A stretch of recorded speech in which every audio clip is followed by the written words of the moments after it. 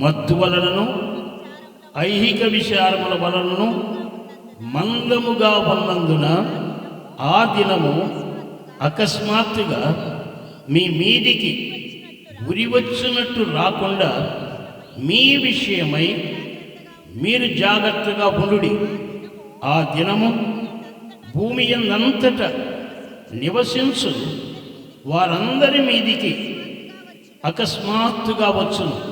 కాబట్టి మీరు జరగబో వీటి నెలను తప్పించుకొని మనుష్య కుమారుని ఎదుట నిలువబడుటకు శక్తి గలవారగునట్లు ఎల్లప్పుడూ ప్రార్థన చేసు మెలకువగా ఉండుడని చెప్పాను. ఎవరు చెప్పారు? యేసు ప్రభువారే చెప్పారు. ప్రభువే స్వయంగా చెప్పారు.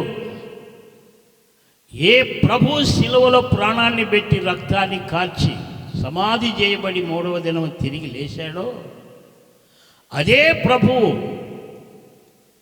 ఆరోహణమై వెళ్ళిపోతూ మరలా వస్తానని చెప్పిన ప్రభువే ఈ మాటలు చెప్పాడు. ప్రభు చెప్పిన మాటలు ఎవరో మాటలు కావు. ప్రభు చెప్పిన మాటలు అక్షరాల నెరవేరుతాయి. భూమి ఆకాశము గతించినా గతించును కానీ నా మాటలు గతించవద్దు. కనుక మరి ప్రభు మాటలను గురించి ఎంత జాగ్రత్త పడాలి, ఆలోచించాలి. ఏదో నేను బాప్తిసం తీసుకున్నాను, మందిరానికి వస్తూ ఉన్నాను, పోతూ ఉన్నానంటే సరిపోదు. ఏదో నేను చాలా భక్తి కలిగి ఉన్నాను, భక్తి ఉపవాసాలన్నీ కూడా చేస్తున్నాను, భక్తి నిష్టలన్నీ నాకు బాగా ఉన్నాయి అనుకున్నా ప్రయోజనం లేదు. దేవుడు ఏం చెబుతున్నాడో గ్రహించాలి. ఈ నేటి దినాలలో భక్తి విస్తారంగా పెరిగిపోయింది, కానీ వాక్యపు శక్తి పోయింది, పరిశుద్ధాత్మ శక్తి పోయింది. అది అన్నీ బాగానే ఉన్నాయి. పరిశుద్ధాత్మ శక్తి లేనప్పుడు, వాక్యపు శక్తి నీలో లేనప్పుడు నీకు ఎన్ని ఉన్నా అన్ని దండగే, దేనికి పనికిరావు. ఆ విషయాన్ని మాత్రం మర్చిపోవద్దు. అది మనం గ్రహించాలి. ప్రభు చెప్పిన మాట జాగ్రత్తగా గ్రహించాలి. ఇక్కడ ప్రభు వచ్చినప్పుడు నీవు ఎత్తబడకుండా క్రైస్తవుడివే, మంచి విశ్వాసిని, భక్తి చాలా ఉన్నది, నీ నిష్టలు కూడా బాగా ఉన్నాయి.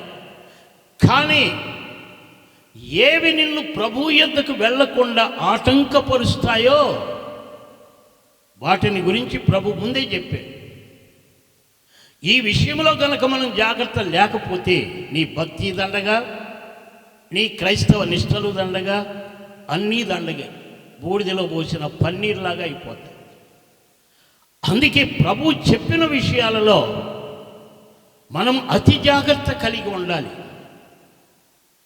ఆయన చెప్పిన ఏ మాట అయినా ప్రాముఖ్యమైన మాటలు ఆయన ఏదో చెప్పలేదు, అతి ప్రాముఖ్యమైన మాటలే పవిత్ర గ్రంథమైన బైబిల్లో రాయబడ్డాయి. అంతేగాని కల్పితాలు, బోటికాలు, అవి ఇవి కవిశాస్త్రం లేదు బైబిల్లో. అని ఏం చెబుతున్నాడో గ్రహించండి. మీ హృదయముల్లో అని ఆయన అంటూ ఉన్నాడు. ఎవరి హృదయాలు? విశ్వాసులు, క్రైస్తవులు అనే వాళ్ళ హృదయాలను గురించి దేవుడు చెబుతున్నాడు. ఇది లోకస్తులను గురించి కాదు, నిన్ను గూర్చి, నన్ను గూర్చి ప్రభువు రాయించిన మాట. మీ హృదయములో, సంఘములో ఉన్న విశ్వాసుల హృదయాలు, సేవకుల హృదయాలు ఎలా ఉన్నాయో పరీక్షించుకోమంట. ఆయనకు కావలసింది పై పై వేషధారణ, భక్తి అవసరం లేదు. ఆయన చూస్తూ ఉన్నది నీ హృదయం.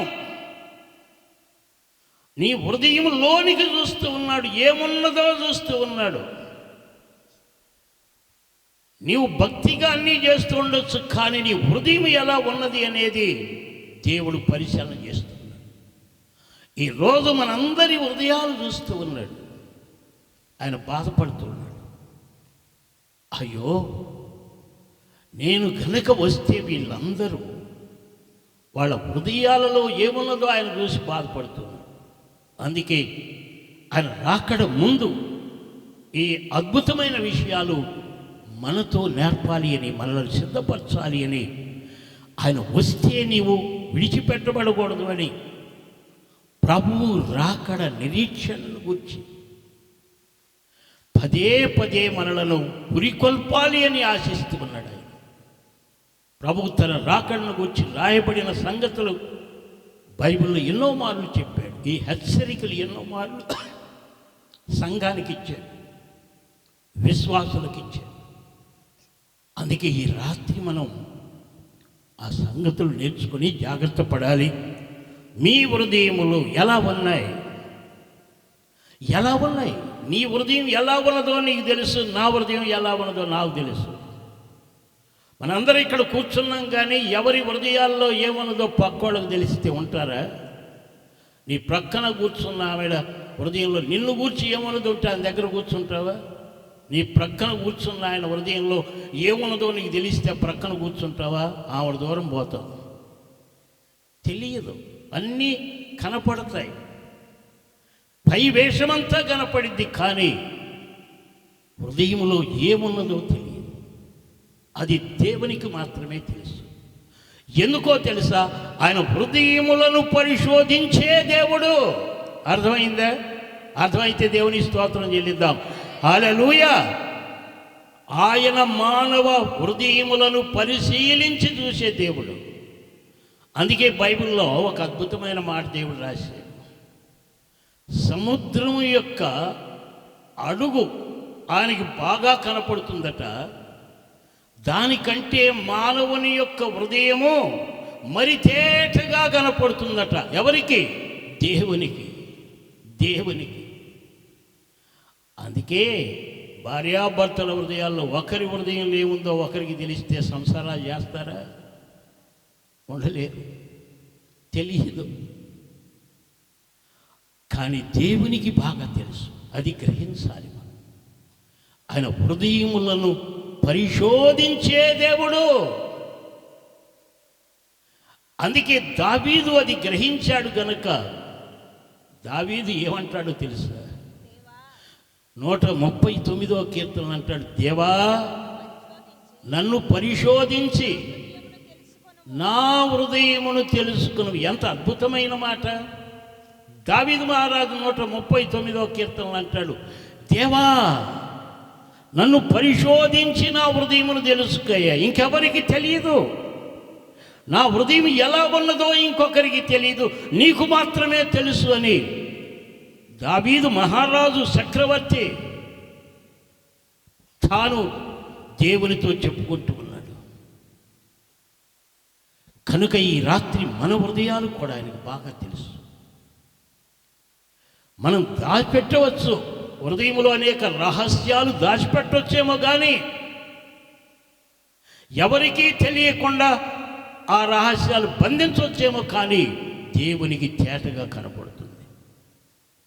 అందుకే ఈ రాత్రి దేవుడు చెప్పేది ఏమిటంటే, నేను రాబోతూ ఉన్నాను కనుక మీ హృదయములు అనే మాట వాడాడు ముందు. ఇక్కడ మీ హృదయములు చూసుకోండి ఒకసారి, అది మీకే తెలుసు అంటూ ఏమంటున్నాడు చూడండి.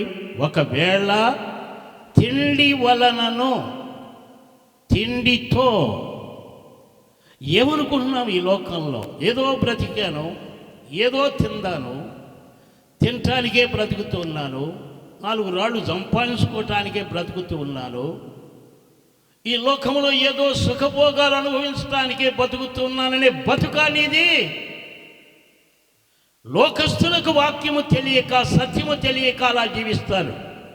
నీవు దేవుని బిడ్డవు, నీవు క్రైస్తవుడివి, విశ్వాసివి,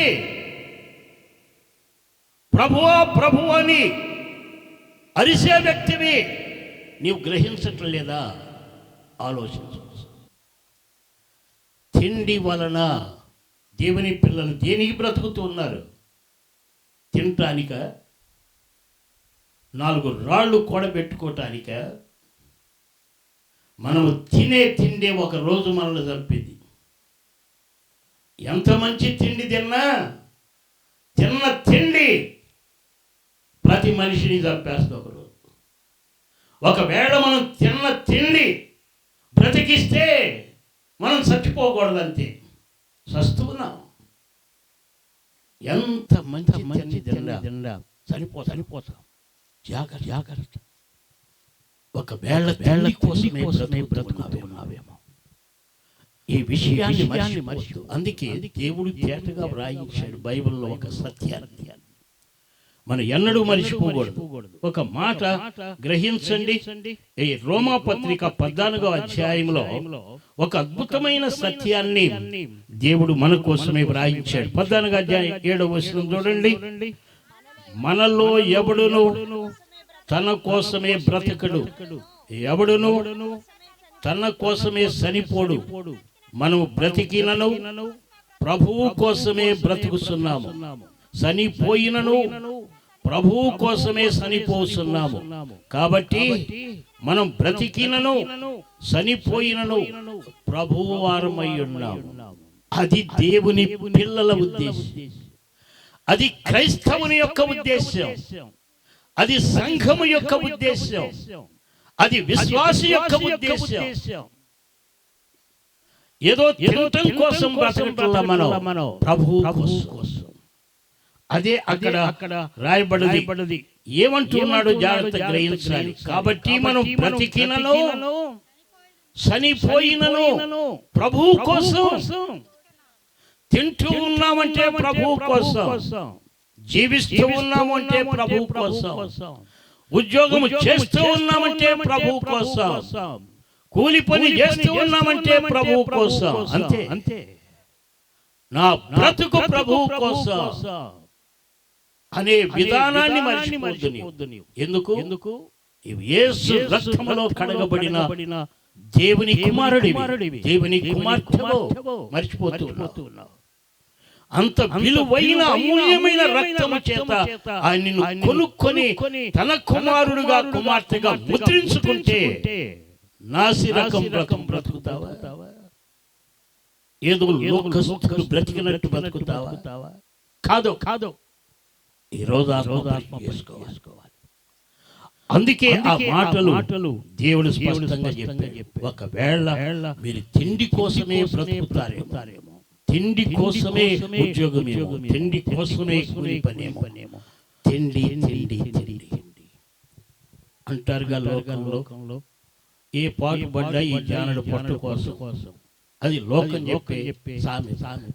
కానీ నీ సామెత దేనా? ఏదో లేండి, బతుకు తెరువు కోసం, తిండి కోసం, అందుక బతికేది కాదు అని నేను చెప్పట్లా. దేవుడే బైబిల్లో రాయించాడు. మనము బ్రతికినను చనిపోయినను క్రీస్తు కోసం. ఈ లోకములో ఉంటే క్రీస్తు కోసం, చనిపోతే ఆయన కోసం. ఆ ఉద్దేశంతో బ్రతకపోతే ప్రభు వచ్చినప్పుడు ఎత్తబడలే. నీ భక్తి ఉండొచ్చు, ఉపవాసాలు ఉండొచ్చు, ఎన్నెన్నో కార్యాలు చేయవచ్చు.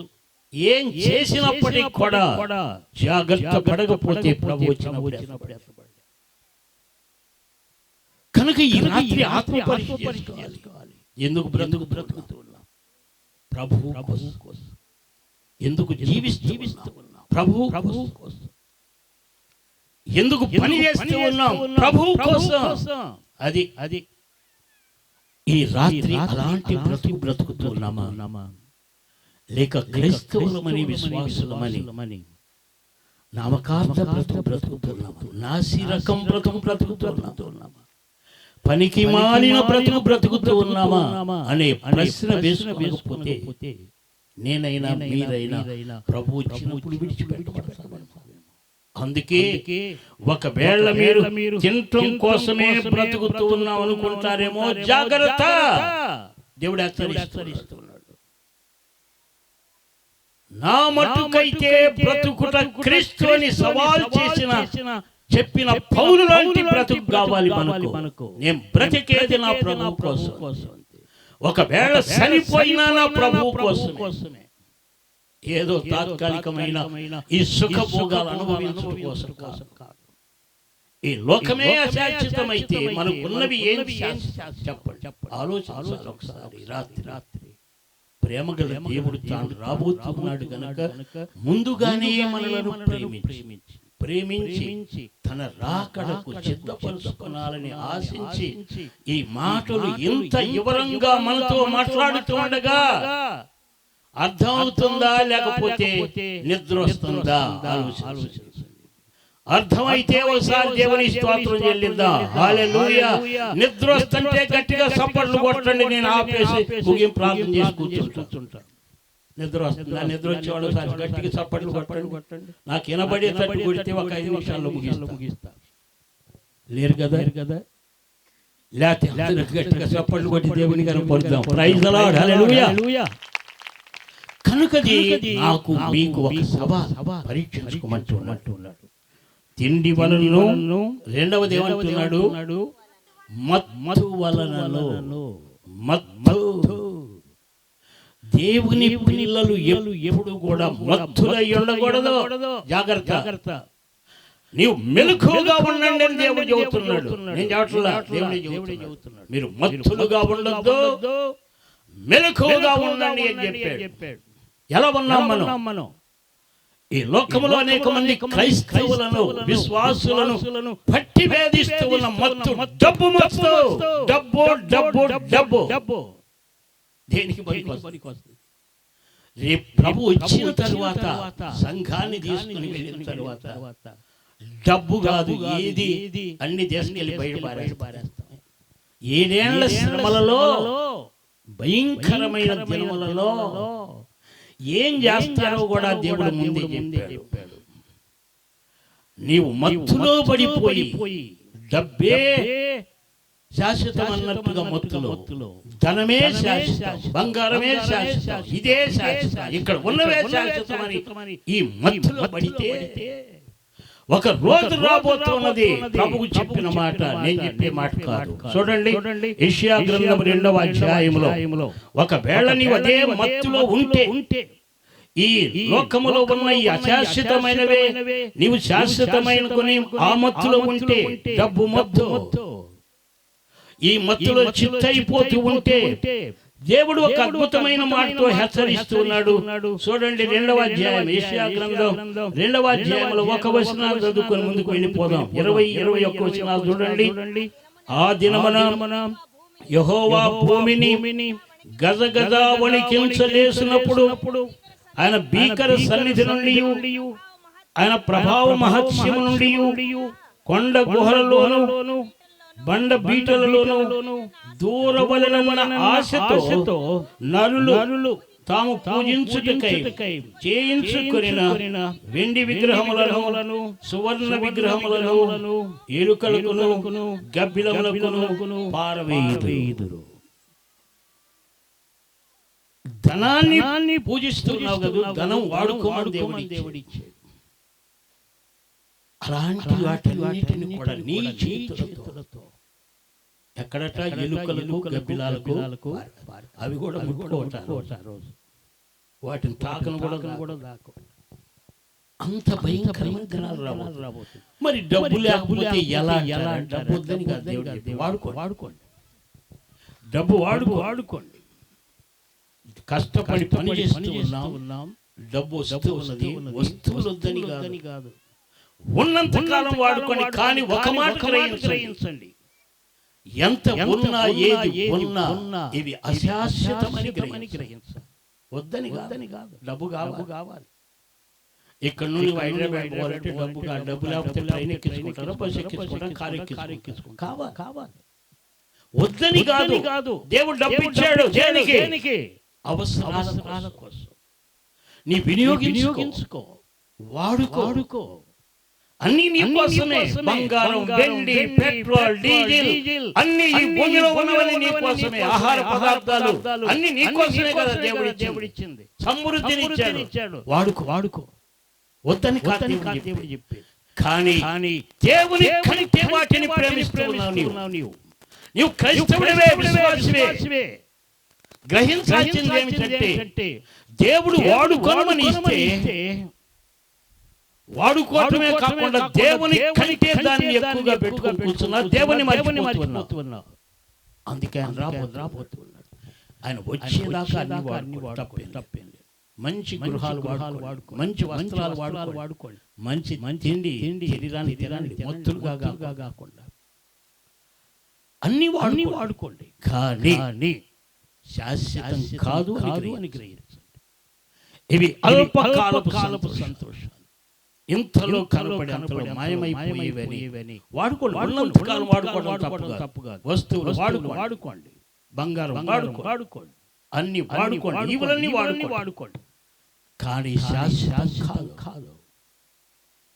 ప్రభువే శాశ్వతం, నిత్యుడగు తండ్రి అని ఎల్లప్పుడూ ఉండేవాడు. అది మర్చిపోతున్నాం మనం. అందుకే ఆ మత్తులో పడిపోతున్నాం. ఆ మత్తులు అందుకే తిండి వలనను ఆ మత్తులో పడిపోవద్దు. కొందరు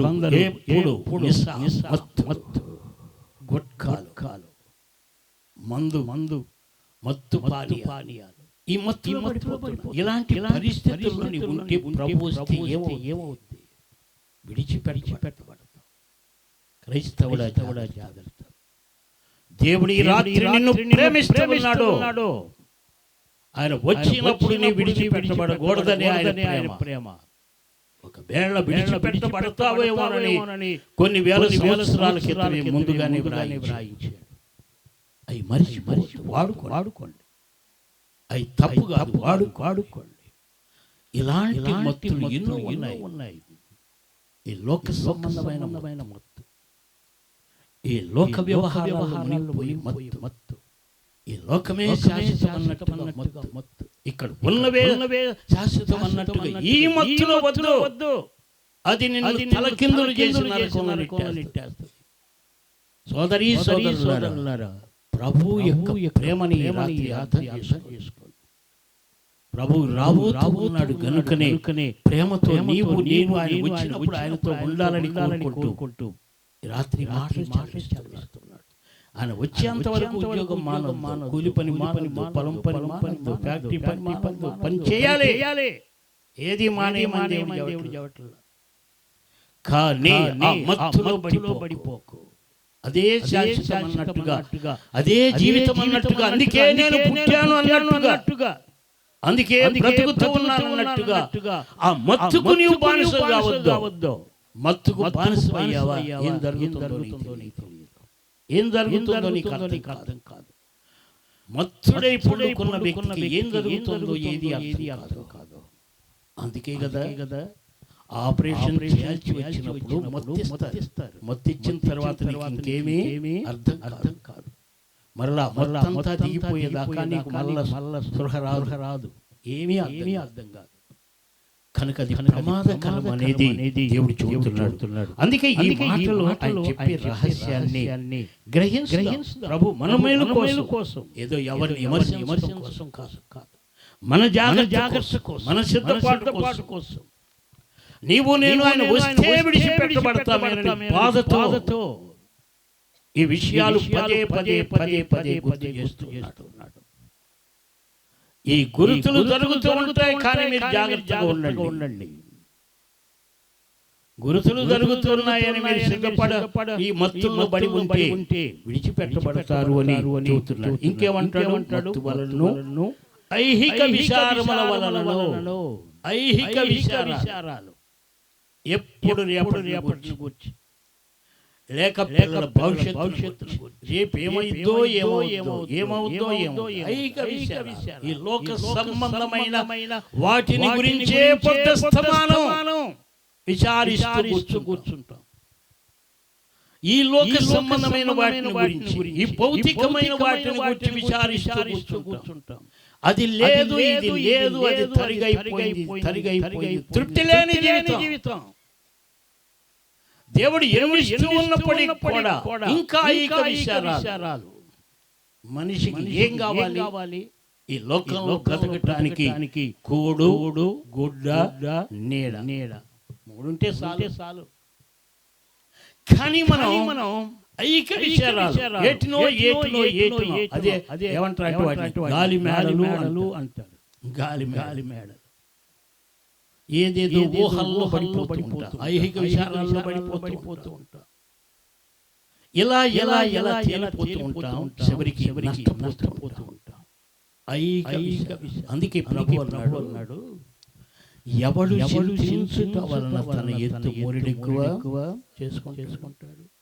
ఆకాశ పక్షులు చూడండి, వాటి గరిసెలు లేవు, పొలములు లేవు, కొట్లు లేవు, అయినను పరలోకపు తండ్రి వాటిని పోషిస్తూ ఉన్నాడు. ఏ పక్షికి రేపటి గూర్చి చింత లేదు.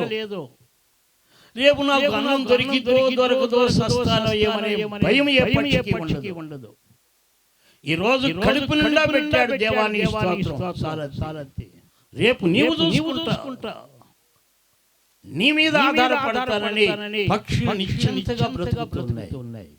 కానీ మానవుడు ఐహిక విచారాలతోటి, తీరని కోరికలతోటి, అదుపు లేని కోరికలతోటి సతమతమైపోతూ ఉన్నాడు. ఇలాంటి వాటిలో మీరు చిక్కుకొనవద్దు అంటున్నాడు. రేపటిని గురించి మీరు ఆలోచించవద్దు. రేపటి దినం నేను చూసుకుంటాను, వదిలేయండి. ఏ నాటికి ఆనాటికి సాలంతే. కానీ ప్రభు చెప్పిన మాట తెలుసా? మొదట మీరు నీతి రాజ్యాన్ని వెదకండి, అన్ని నేను మీకు ఇస్తా. నా రాకడ కోసం ఎదురు చూస్తూ నేను మిమ్మల్ని పస్తు ఉంచును, భిక్షమెత్తుకొననివ్వను, అప్పుల కాలు కానివ్వను, అగసాట్ల పాలు కానివ్వను. దేవుని విషయమై ఆలోచించండి అంటే మన దేవుని గురించి ఆలోచించట్లేదు. ఏ కాడికి ఇక్కడే గిరిగేసుకొని వీటిని గురించి ఆలోచిస్తూ వీటి మీదనే భవిష్యత్తు అంతా ఉన్నట్లుగా కట్టుకొని చివరికి జీవితాలు తేలిపోతున్నాయి. అలాంటి ప్రమాదములు పడవద్దు అని ఈ రాత్రి ప్రేమగల దేవుడు మనల్ని హెచ్చరిస్తున్నాడు. ఏమంటారు చెప్పండి. మన దృష్టి ఎప్పుడు పైనున్న వాటి మీద పెట్టాలి. అప్పుడు కానీ ఈ లోకంలో హాయిగా బ్రతకాలి. అందుకే దేవుడు పదే చెప్పేవాడు, పైనున్న వాటి మీదనే కానీ భూ సంబంధమైన వాటి మీద మనసు పెట్టుకోకండి. ఇక్కడ మనసు పెట్టారు అంటే మీ మనసు గలిబిలైపోద్ది, మీరు బ్రతకటమే కష్టం అయిపోద్ది. పైనున్న వాటి మీద మనసు పెట్టండి. అవి శాశ్వతమైనవి, అవి వాడనివి, ఎవరు దొంగిలించలేనివి. దాని మీద దృష్టి పెట్టండి. ఇక్కడ మీరు దృష్టి పెడితే కొలది మీకు విషాదమే మిగిలిందవుతున్నాడు ప్రభు చెప్పింది. కానీ మనం కాడికి ఇక్కడే లయమైపోయే దీని మీదే మన మనసంతా ఉంటుంది. కానీ దేవుని బిడ్డ ఈ రాత్రి గుండె మీద వేసుకొని చెప్పు, నీ మనసు ఎక్కడ తిరుగుతుంది, ఎక్కడ కొట్టుకుంటూ ఉంది నీ హృదయం? ఇక్కడేనా? ఈ అశాశ్వతమైన దాని చుట్టే తిరుగుతుందా, లేక పైనున్న వాటి మీద మనసు పెడుతున్నామా అనేది రాత్రి గనక నీవు నేను ఆలోచించుకుంటే, ఒక తీర్మానం చేసుకుంటే, ప్రభు వచ్చినప్పుడు వెళ్ళిపోతాం, ఇక్కడే ఉంటా. పోనీలే, పోయినోళ్ళు పోతారు, ఉన్నోళ్ళు నేను ఇక్కడ ఉంటానంటావా? ఉంటే నెమ్మది లేదో, రొమ్ములు బాదు ఆడవాలి. అవి భయంకరమైన దినాలు. పోయేవాడు పోతారు, ఉంటాను నేను ఇక్కడ అంటావా? ఉంటే అవి వేదనకరమైన దినాలని దేవుడు చెబుతున్నాడు. శోధనకరమైన దినాలు, ఇబ్బందికరమైన దినాలని ప్రభు చెబుతున్నాడు. అందుకే దేవుడు అన్నాడు, దినములు చెడ్డవి నాయన, జాగ్రత్త పడమంటున్నాడు.